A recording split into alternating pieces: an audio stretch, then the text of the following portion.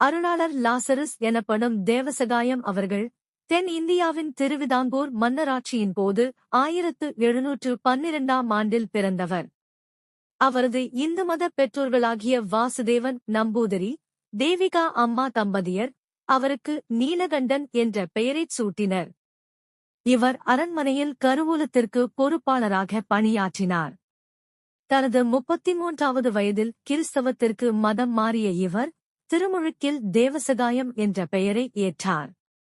இப்பெயர் லாசர் என்ற விவிலிய பெயரோடு ஒத்துச் செல்வதாகும். இவரது மதமாற்றம் அரச துரோகம் மற்றும் அரசின் நிலையான தன்மைக்கு ஆபத்து என கருதப்பட்டது. தேவசகாயம் அவர்கள் தவறாமல் அருளடையாளங்களை பெற்றார், பிற்படுத்தப்பட்ட சாதியினரோடு உணவருந்தினார், மிகவும் தாழ்மை பண்பை கடைபிடித்தார், நற்செய்தியை அறிவித்தார், மூடநம்பிக்கைகள் மற்றும் அநீதிக்கு எதிராக குரல் கொடுத்தார்.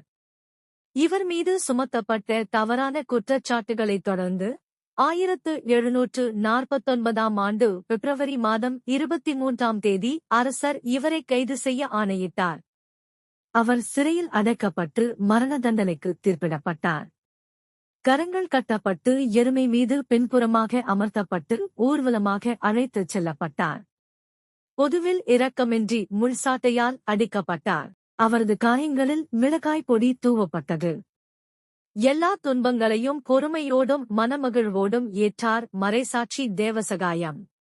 பல்வேறு கிராமங்களுக்கு அழைத்துச் செல்லப்பட்ட இவர் உட்காரவோ படுக்கவோ முடியாதபடி 7 மாதங்கள் ஒரு மரத்தில் சங்கிலிகளால் கட்டி வைக்கப்பட்டார். 1752ஆம் ஆண்டு சனவரி 14ஆம் தேதியன்று நள்ளிரவில் படைவீரர்கள் அவரை எழுப்பி காற்றாடி மலைக்கு கூட்டிச் சென்றனர். அவர் படைவீரர்கள் முன்னிலையில் தனது இறுதி சபத்தைச் சொன்னார். 5 துப்பாக்கி குண்டுகளால் சுடப்பட்டு கொல்லப்பட்டார் மறைசாட்சி தேவசகாயம். இயேசு மரி என்ற இனிய பெயர்களை உச்சரித்து உயிர் துறந்தார். கொலைகாரர்கள் இவரது உடலை அடக்கம் செய்யாமல் காட்டில் வனவிலங்குகளுக்கு உணவாக போட்டார்கள். தேவசகாயம் அவர்களின் வீர மரணம் பற்றிய செய்தி 3 நாள்களுக்குப் பின் அப்பகுதியில் பரவத் தொடங்கியது.